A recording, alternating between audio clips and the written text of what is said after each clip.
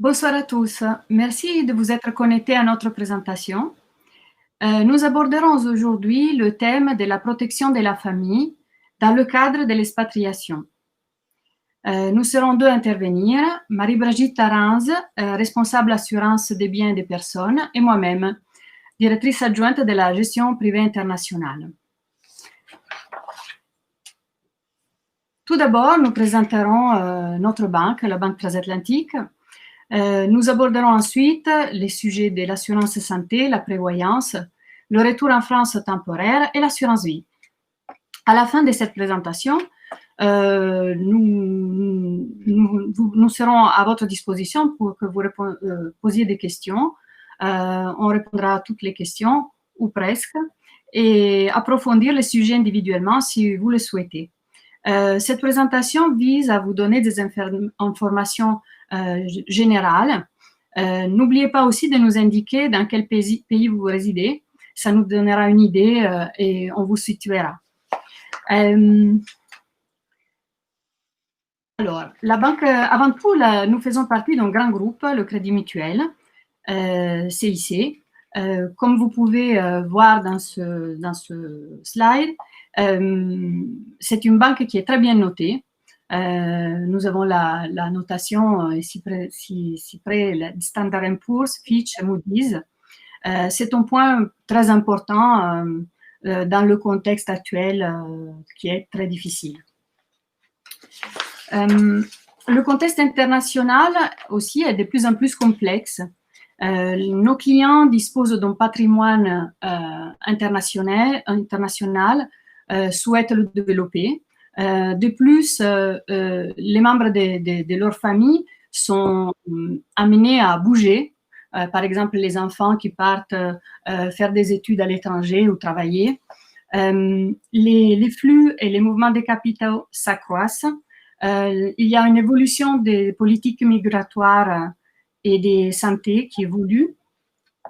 Les contraintes réglementaires aussi au niveau international, européen et local augmentent. Les régimes fiscaux et les cadres juridiques diffèrent d'un pays à l'autre. Tout ceci rend nécessaire une expertise patrimoniale internationale pour laquelle la Banque Transatlantique est reconnue.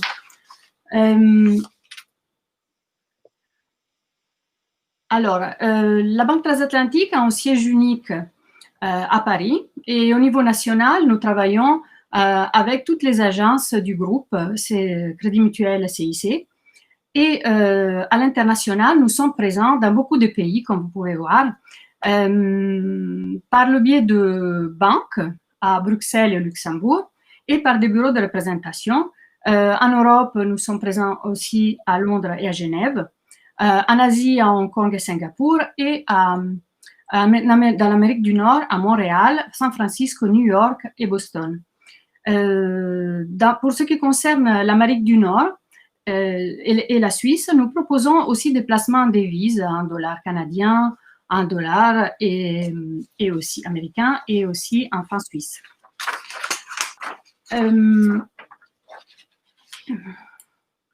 La Banque Transatlantique accompagne les Français expatriés, salariés de grands groupes, chefs d'entreprise vivant à l'étranger, investisseurs, grandes fortunes établies à l'étranger et les hauts fonctionnaires français, mais aussi des investisseurs étrangers souhaitant avoir accès au marché européen.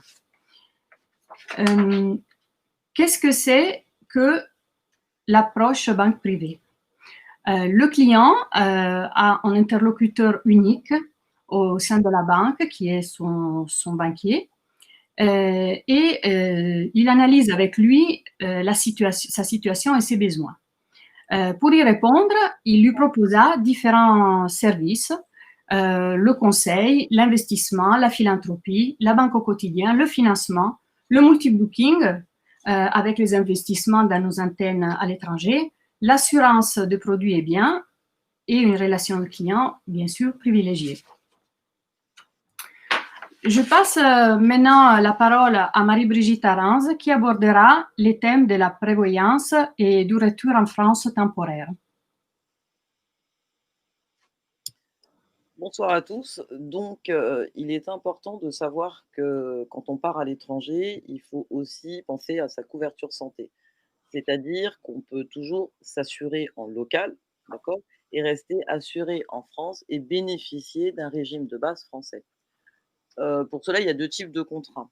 Vous avez des contrats qui vont venir en complément du régime de base français, donc principalement de la Caisse des Français de l'étranger et des contrats au premier euro. Un contrat au premier euro veut dire qu'il va vous rembourser tant la part régime de base que la part complémentaire. Un contrat santé expatrié avec un régime de base français dont on va venir en complément, lui, va vous rembourser que la part mutuelle. Ce qu'il faut savoir sur ce type de contrat, c'est qu'il est important de les prendre au plus tôt.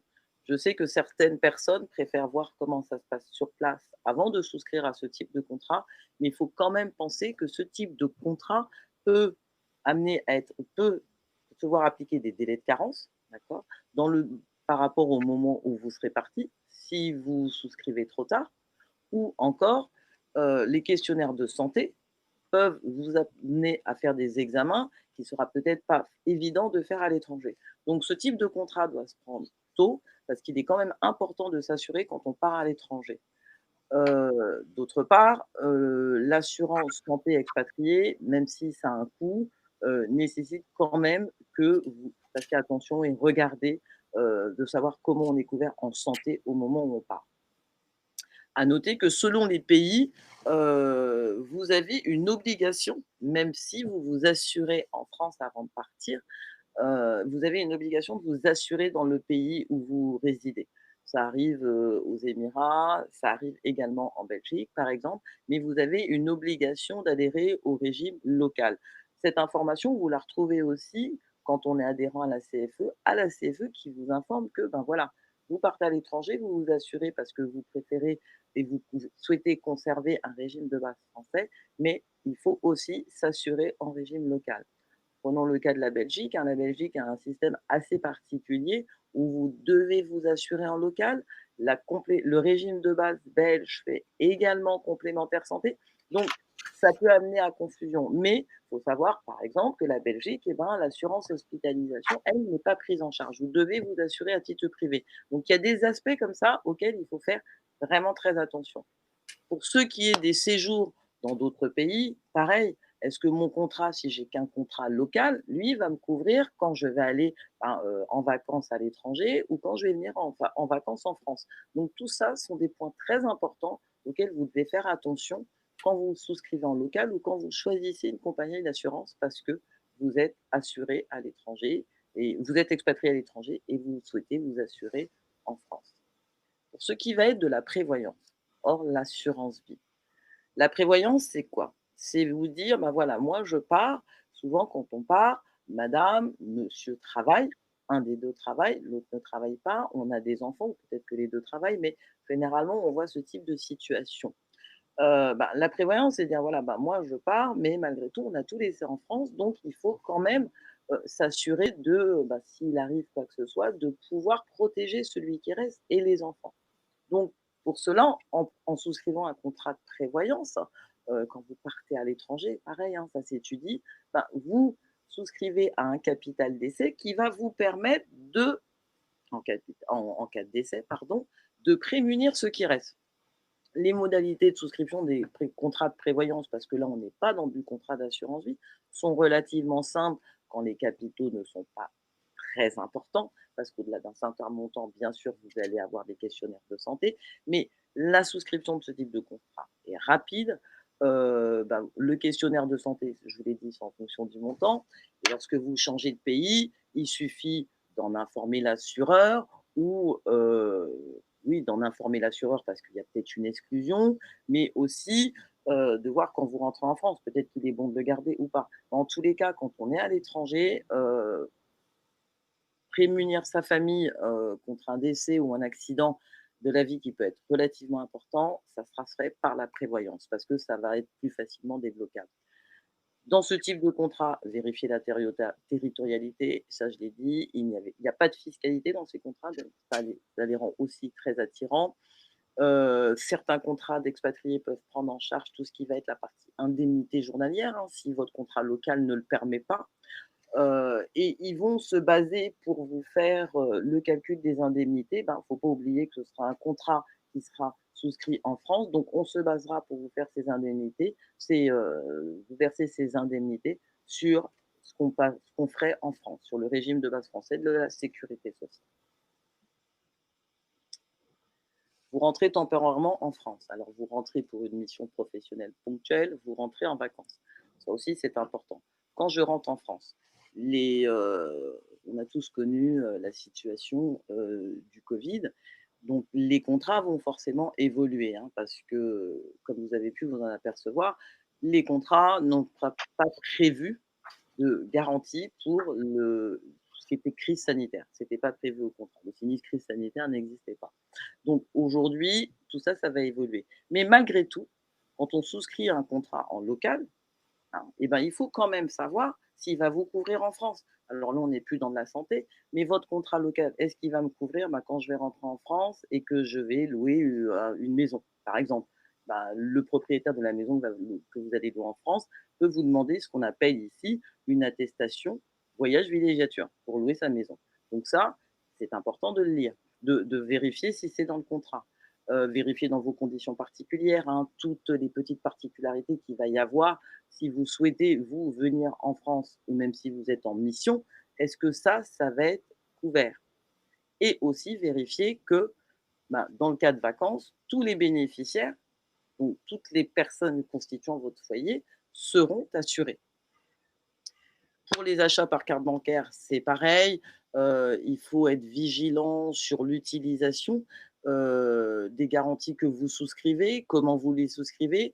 Au niveau des assistances et de l'assurance accident, pareil, les annulations voyage. En fait, le covid nous a permis de nous rendre compte qu'il y a certains points qu'on ne regardait pas et aujourd'hui, il faut vraiment, vraiment être vigilant sur ces points-là.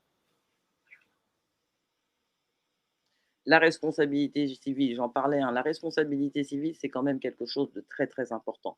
Parce que même quand vous venez en France pour un séjour de courte durée, 1 semaine, 15 jours, 3 jours, mission professionnelle, est-ce que mon employeur a prévu dans mon contrat, je vais venir en France ou ailleurs, est-ce que ma responsabilité civile est garantie? C'est-à-dire responsabilité civile, je cause un dommage, je peux descendre de l'avion et causer le dommage là, tout de suite sur le tarmac en France.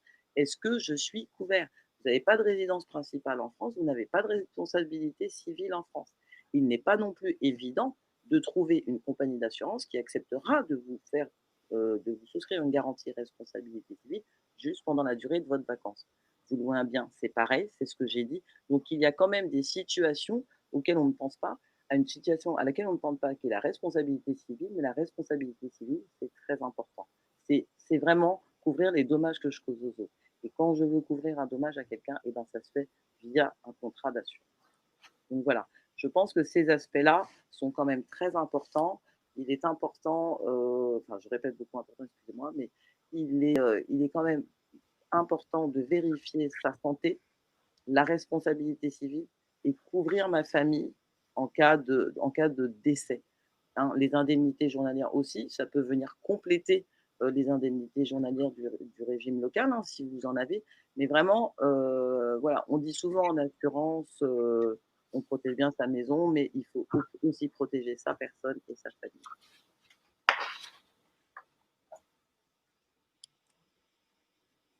Bien, donc maintenant nous allons parler de l'assurance vie. L'assurance vie des droits français. Bon, comme vous savez, l'assurance vie est le placement préféré des Français. Il s'agit d'un instrument d'épargne et de transmission de patrimoine. Ses atouts sont nombreux. Une large liste de supports d'investissement.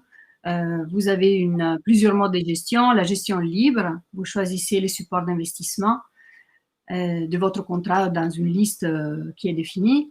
La gestion sous mandat, vous confiez à un professionnel la répartition des investissements du contrat. Et la gestion conseillée, vous disposez des conseils d'un spécialiste, mais c'est vous qui procédez aux arbitrages.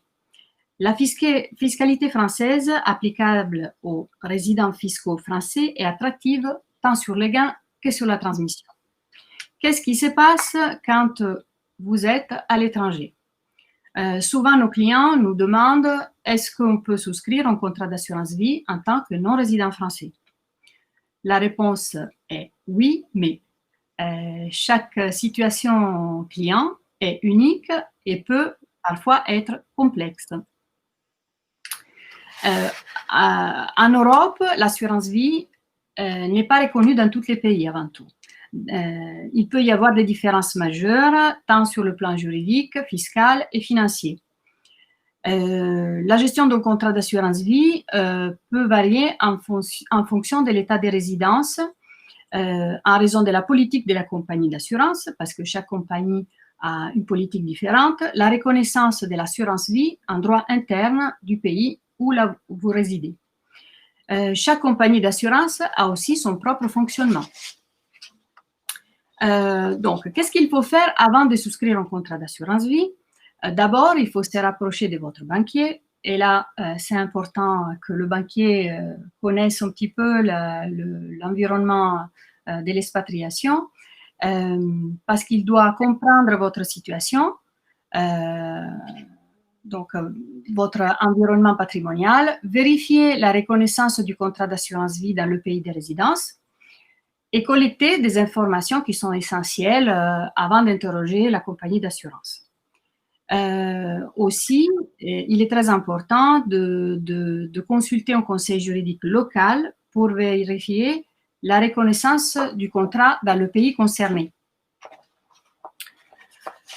Quoi faire au moment et en aval de la souscription?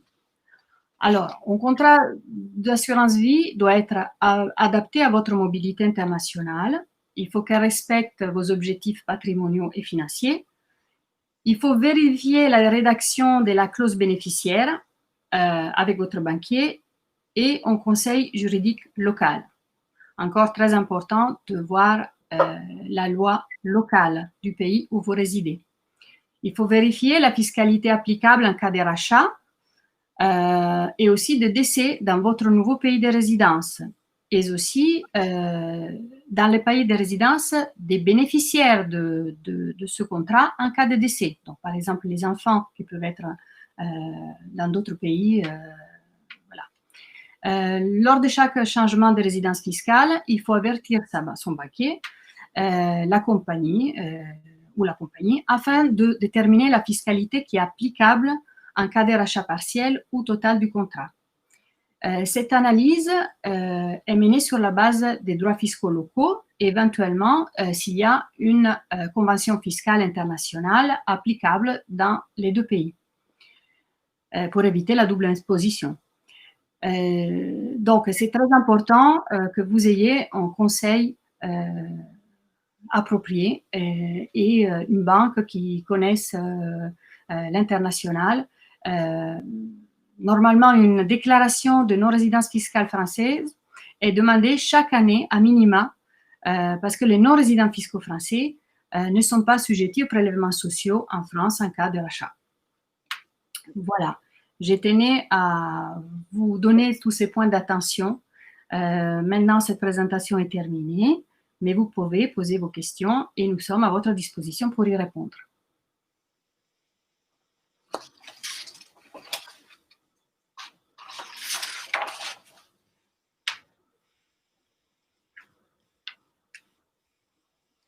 Alors, j'ai la question suivante. Dans quel cas souscrire un contrat d'assurance santé?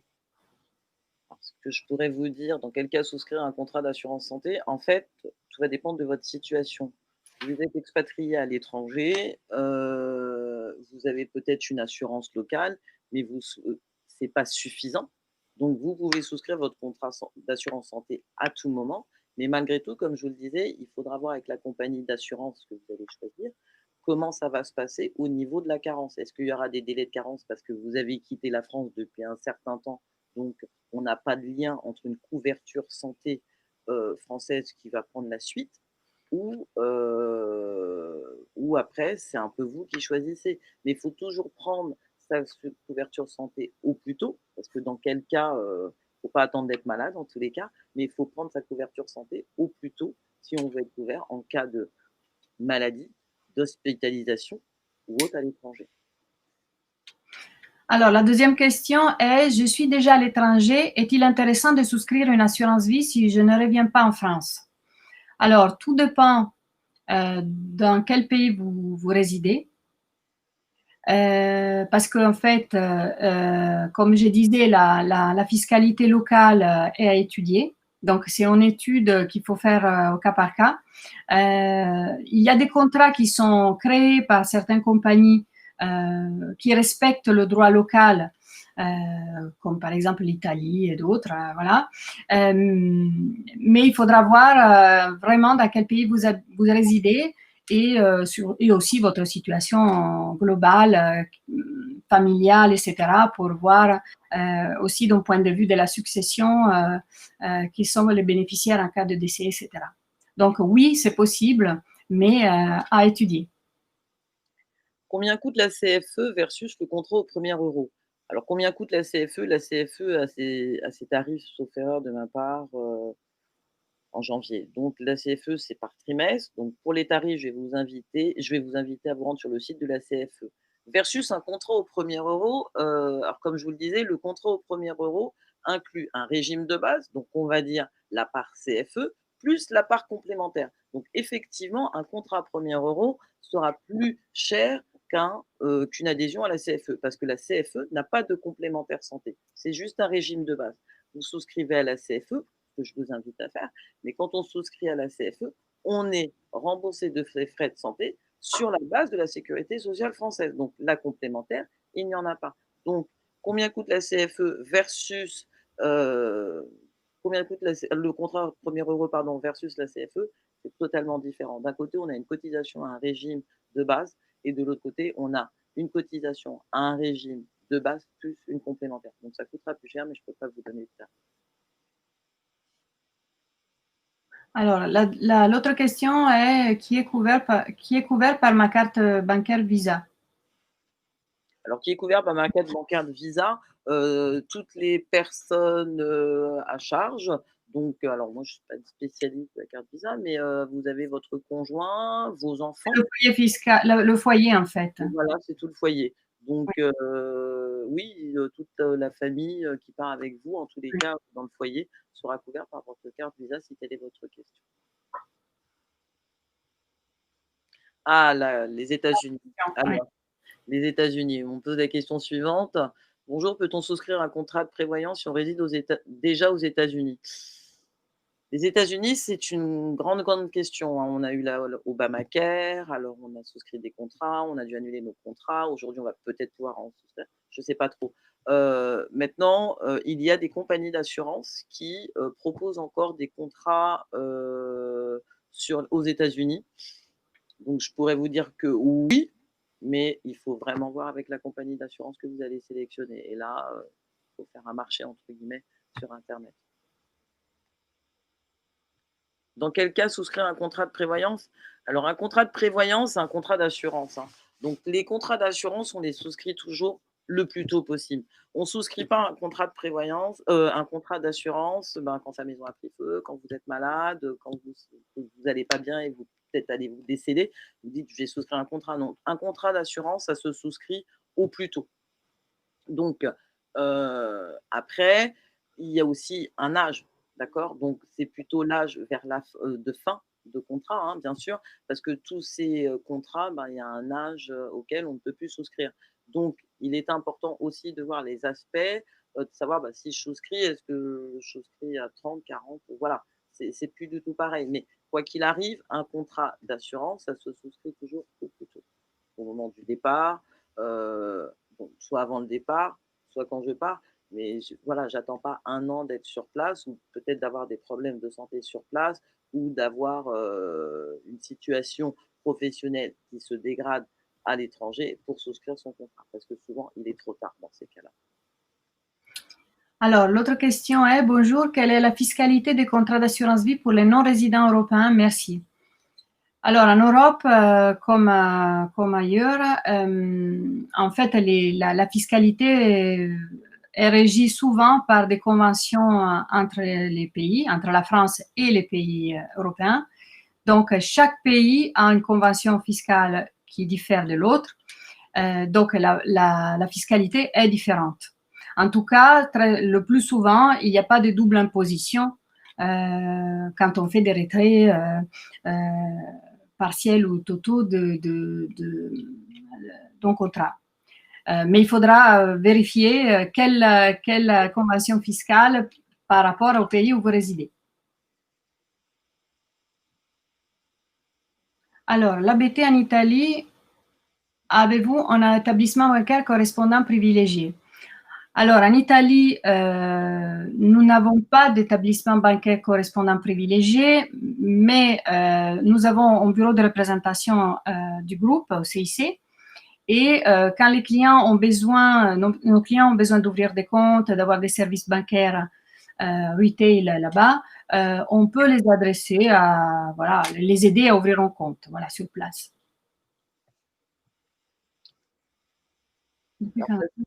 La question suivante, c'est une situation totalement personnelle. Je vais vous aiguiller rapidement, mais c'est vraiment une situation un peu personnelle. Donc, vous êtes de nationalité française, vous résidez en Suède depuis 40 ans, vous décidez de rentrer en France, vous n'avez jamais travaillé en France.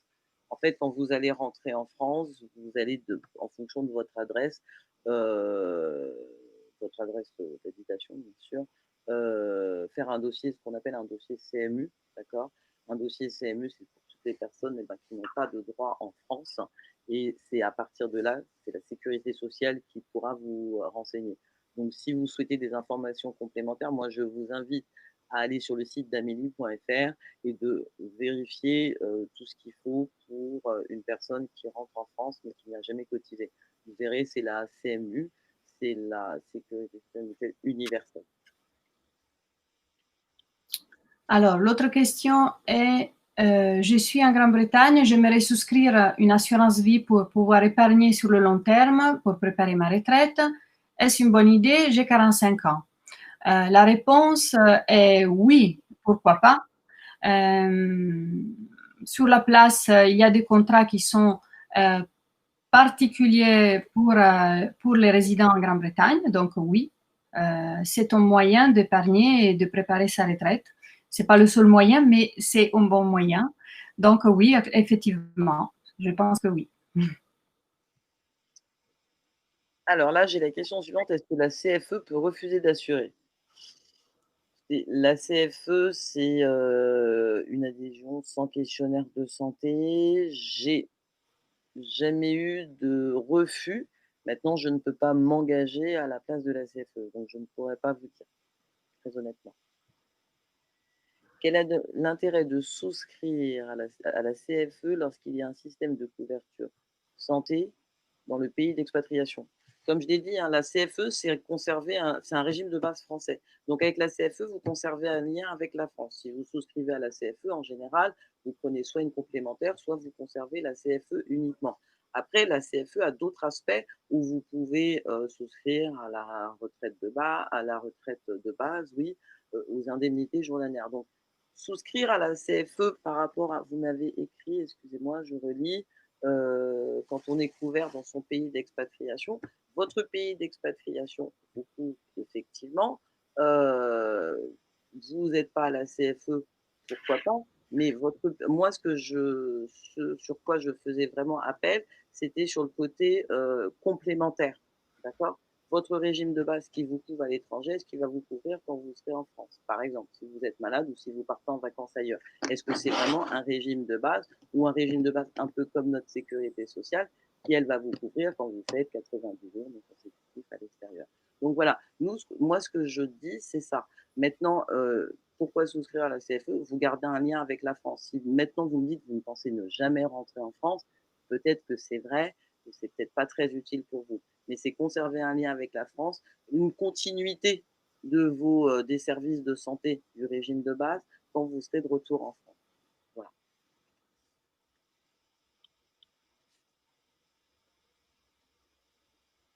Madame Caparini, avez-vous d'autres questions? Je ne vois pas. Alors, quels sont les éléments que vous examinez pour souscrire un contrat d'assurance vie? Eh bien, il y a beaucoup de points à vérifier. Déjà, il y a une étude patrimoniale à faire. Donc, il faut voir le patrimoine global d'un client.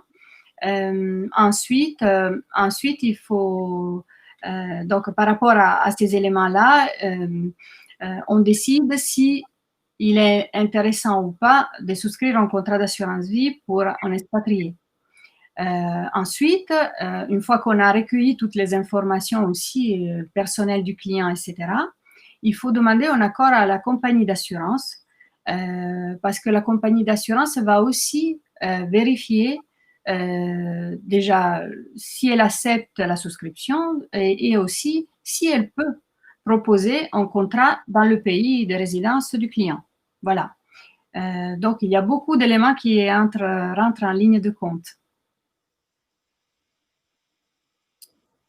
Mais comme je vous disais, si vous voulez par la suite qu'on étudie en particulier votre cas, vous pouvez tout à fait nous contacter et ça sera un plaisir de vous donner une réponse précise par rapport à vos questions. Nous n'avons plus d'autres questions. Voilà.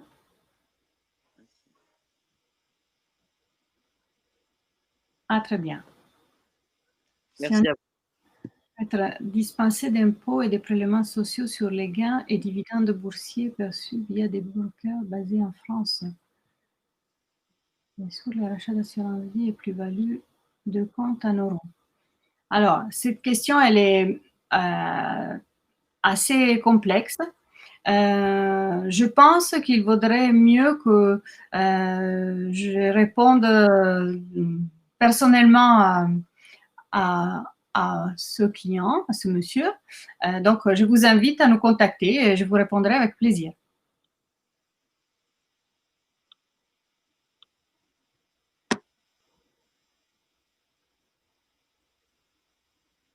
D'autres questions?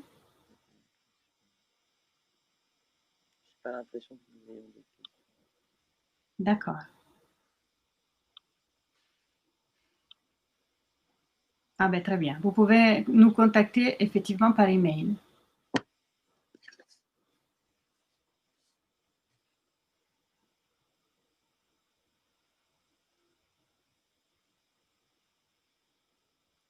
Bon, merci alors. Nous verrons maintenant.